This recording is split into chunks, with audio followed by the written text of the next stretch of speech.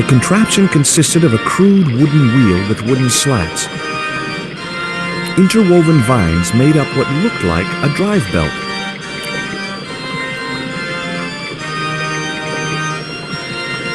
That vine rope could be useful.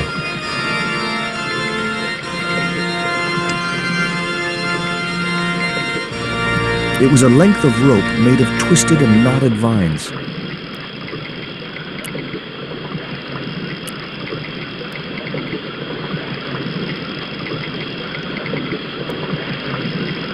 Perfect for a game of poo sticks. It would have been a shame to tamper with the elegant bridge.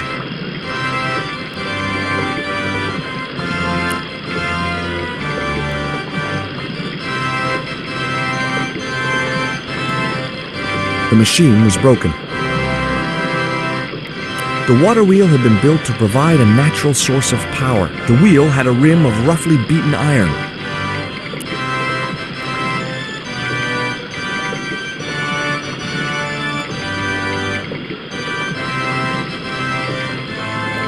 The iron rim of the water wheel would have torn the skin from my fingers if I'd touched it.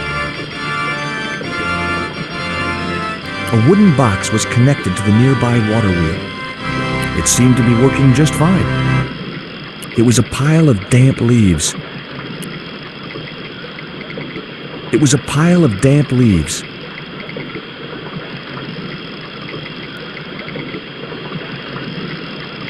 It was a large wooden cross.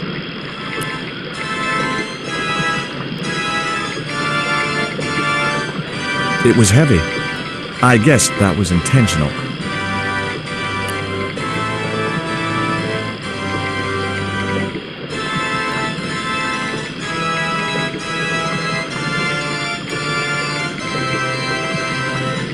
The leverage from the cross allowed me to turn one of the stones, but the other one remained stationary.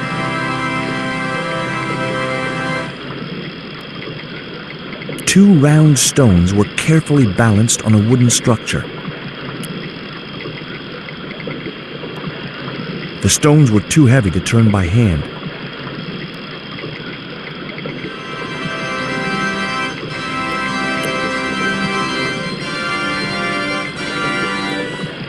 I'd always wanted a treehouse like that when I was a kid.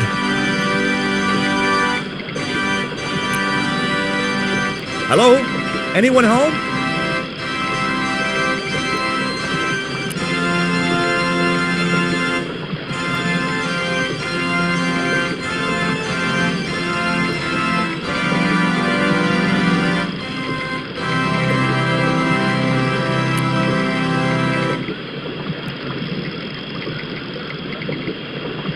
There was no way of climbing up to the treehouse.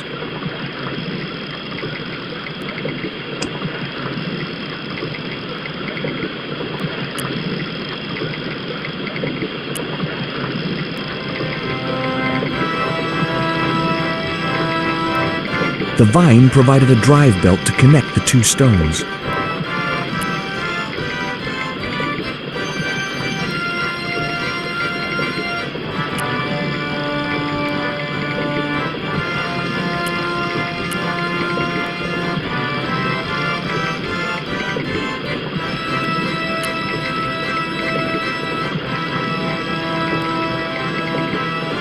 Now I had the contraption working.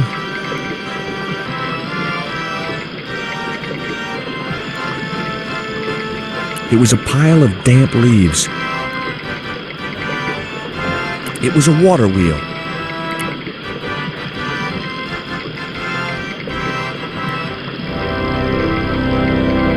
The iron rim of the water wheel would have torn the skin from my fingers if I'd touched it.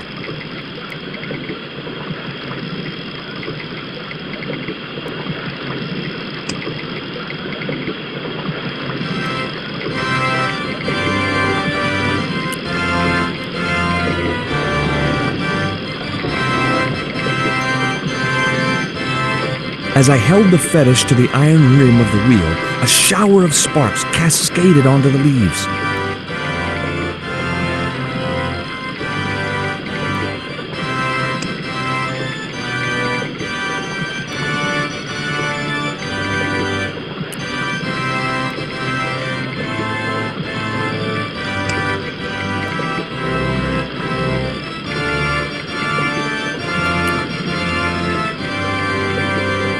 bank statement was just what I needed to kindle the damp leaves.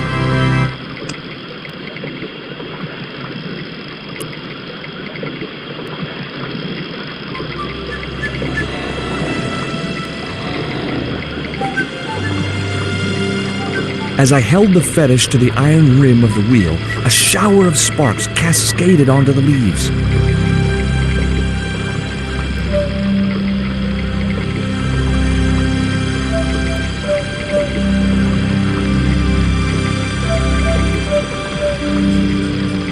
Quick, man!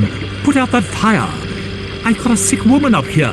Sorry, Father, but I needed to attract your attention.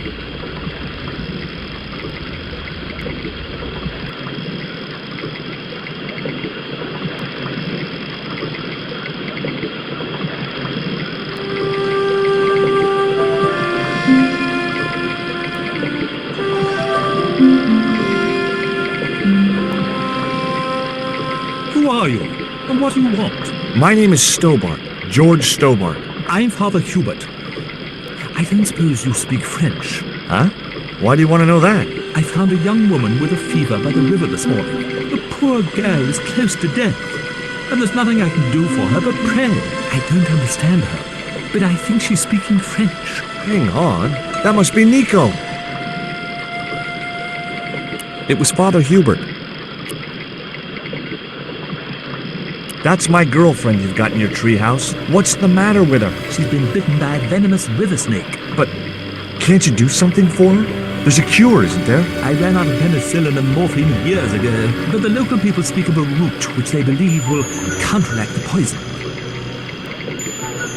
Where can I find this root? I don't know, but maybe the shaman at the village can tell us. Will you show me the way to the village? Me? Oh, but I can't. Can't? Nico's life depends on it. You're right. Of course I should, despite my own guilt and shame. But I can't go as a representative of God with a creased collar. A creased collar? You mean you put your personal attire higher than the life of a sick woman? I will not go to that village looking anything but my best. Give me your collar. I'm sure I can find a way to press it. Thank you, my son. In the meantime, I must contemplate my sermon. There was obviously more than a creased collar bothering the priest.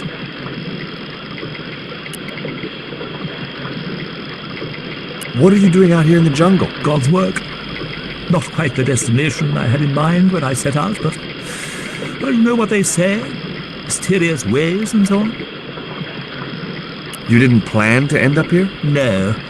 I was on my way to the miners' camp in the north. I was stuck here when my boat capsized on the river.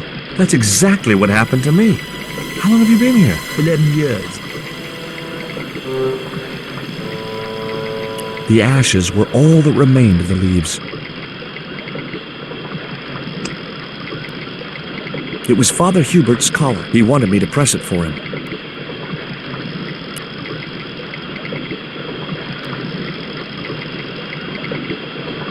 So there I was, hundreds of miles from civilization, doing the housework for a priest. It's a strange world.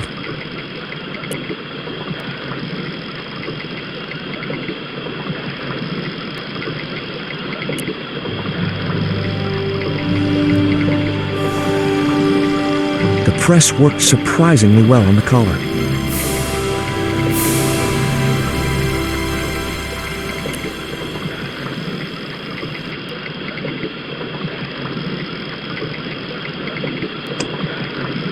It was Father Hubert's collar, and very nicely pressed it was, too.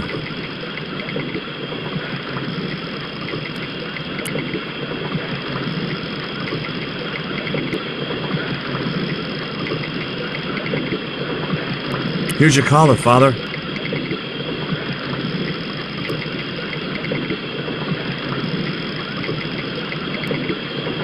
Thank you, George. You probably think it a little odd of me to make such a fuss. Oh, no. If I've been living in the jungle for 11 years, I'd be completely screwy, too. Screwy? Yes, perhaps I am. Ever since my last visit to that village. Do you want to tell me what happened at the village? I forgot my vows. I let myself be overwhelmed by the beauty of this unspoiled paradise, and in a moment of weakness, animal passion reared its rampant head. You know, you should be writing romantic novels. Did you experience some kind of a physical liaison at the village? Yes, I'm ashamed to admit it, but I found myself doing the monkey dance. I've never heard it called that before. And I didn't want to pry any deeper into Hubert's murky past. Now you've got your collar back, will you take me to the village? I've still not finished my sermon. Look, Father, I still don't know why you're so reluctant to visit that village, and it's none of my business. Whatever the reason, it can't be more important than saving Nico's life. You're right. I must be crazy. We must make haste if we're to reach the village before nightfall. By the time we reached the village, it was sunset.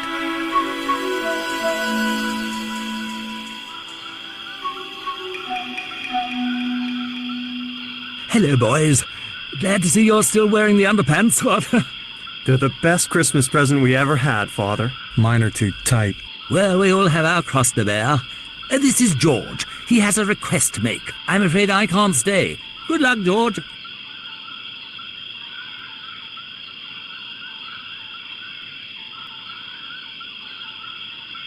That's a relief. I never feel comfortable with him about. Me neither. These damn pants keep riding right up my butt. So, what do you want? My girlfriend has been bitten by a snake. So, everyone in my family has been bitten by snakes. I was bitten by a dormouse once. She's real sick. I hoped your wise man might have medicine. Wise man? You must have the wrong village.